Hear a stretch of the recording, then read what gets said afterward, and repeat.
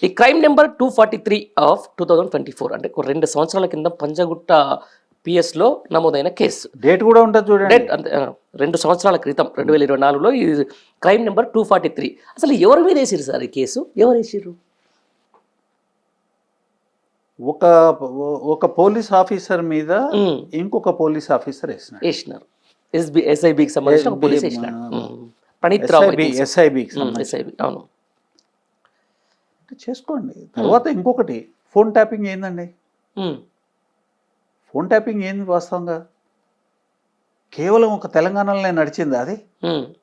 Phone tapping అనేది telegraph చట్టం వచ్చేది 1863 1867 సంవత్సరం. అదే ఆ టెలిగ్రాఫ్ చట్టం అప్పుడు వచ్చింది. ఆ చట్టం ఒక సెక్షన్ ప్రకారము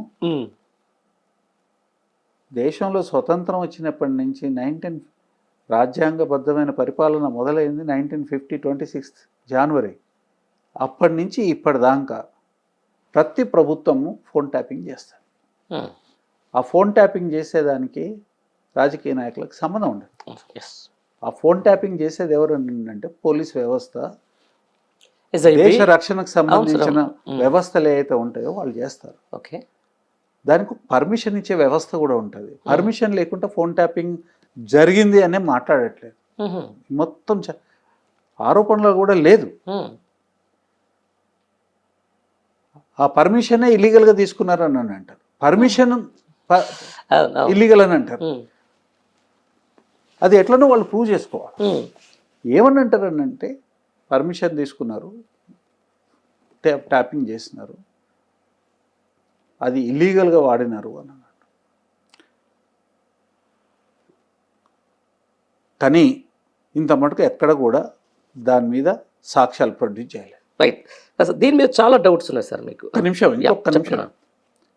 ఈ క్రమంలో అనేక పేర్లు మీడియాలకు వచ్చి వాస్తవం నేను అదే అడగబోతున్నాను. వాళ్ళెవరు? Vulnerable sections, women. వాళ్ళకి ఏమేమో సంబంధాలు అంటగట్టి వాళ్ళ పేర్లు తీసుకొని వచ్చి మామూలు వాళ్ళు మాట్లాడలేదండి. వాళ్ళ పేర్లు మంత్రులు మాట్లాడినారు. మరి మంత్రులకి ఎందుకు నోటీస్ ఇవ్వట్లేదు? మీకు ఇన్ఫర్మేషన్ ఎక్కడి నుంచి వచ్చింది? తర్వాత పోనీయండి, ఆ విక్టిమ్స్ ఎవరైతే ఉన్నారో ఎవరి పేర్లు అయితే మీరు తీసుకుంటారు, కనీసం ఒక్కసారైనా వాళ్ళని పిలిచినారా? నేను అదే అడగబోతున్నాను సార్. ఇప్పుడు ఈ విక్టిమ్ సంబంధించి ఫోన్ ట్యాపింగ్ నాది జరిగింది నాకు అని చెప్పేసి ఎవరైనా బాధితులు వచ్చినంత వరకు ఏదైనా పోలీస్ స్టేషన్లో కేసు పెట్టిరా?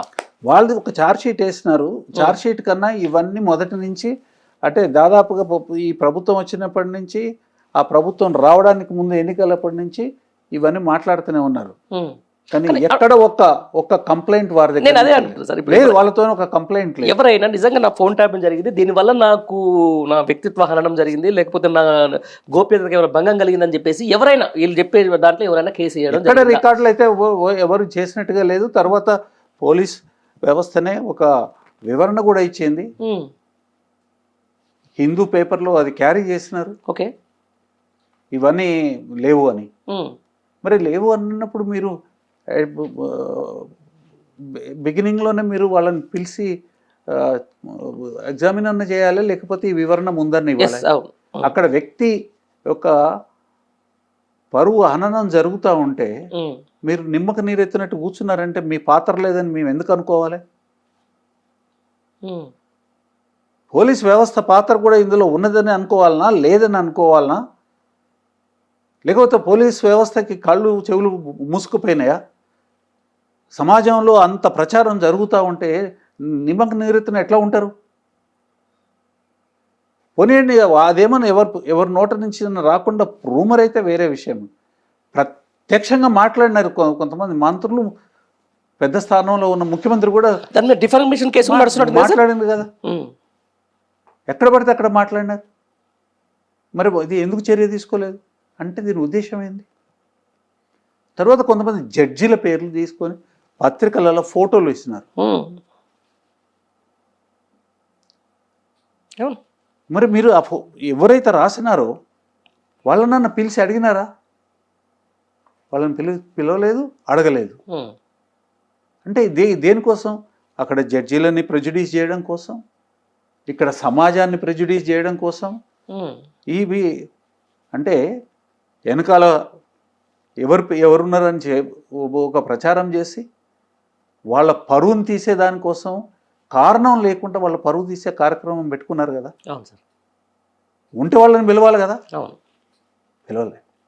2 సంవత్సరాలు జరుగుతుంది, 23 నెలలు అవుతా ఉంది ఇప్పుడు ఈ తతంగం అంతా మొదలై. అవును అవును. ఇంత టైంలో ఎందుకు పిలవలేదని అడుగుతున్నాను. కనీసం ఇప్పుడైనా పిలవాలి కదా. ఏ పత్రికలో అయితే జడ్జీల పేర్లు వేసినారో, ఏ పత్రికలో ఏ మీడియా ఛానళ్ళలో అయితే తర్వాత ఏ మంత్రులు అయితే మాట్లాడినారో, పేర్లు తీసుకొని మాట్లాడినారో, సినిమా యాక్ట్రెసెస్ పేర్లు తీసుకొని మాట్లాడినారో, వాళ్ళని ఎందుకు మీరు పిలవలేదు, ఎందుకు మీరు ప్రశ్నించలేదు అంటే నిష్పక్షపాతంగా నడుస్తలేనట్టే కదా. అంటే ఈ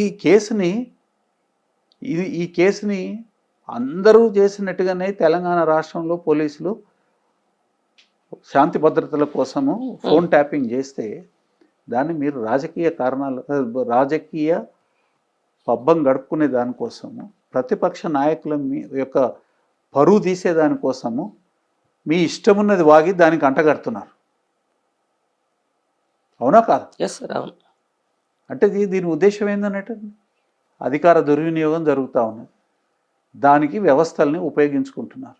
అదే సార్, ఇప్పుడు చాలా మంది మెయిన్ స్ట్రీమ్ మీడియాలో తర్వాత వీళ్ళ పొలిటికల్ పబ్బం గడుపుకునే దానికోసము ఉన్నత స్థానంలో ఉన్న వ్యక్తుల యొక్క పరువు తీసే దానికోసం వెనకాడట్లేదు.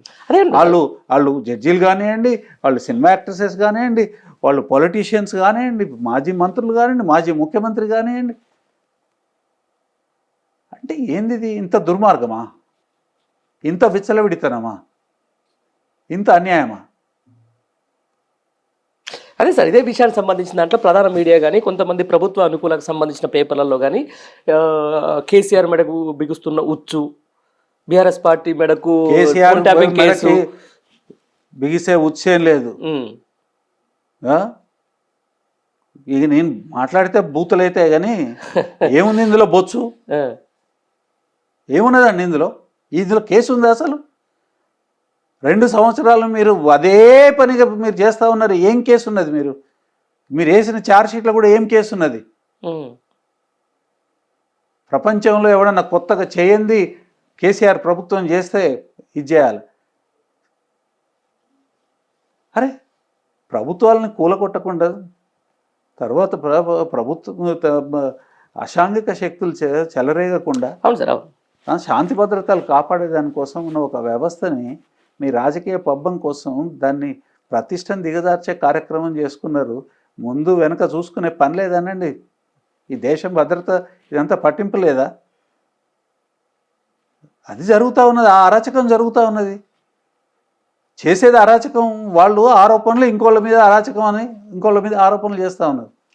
అరాచకం చేసేటోడే దొంగ దొంగ దొంగ అన్నట్టుగా అయిపోయింది ఇప్పుడు.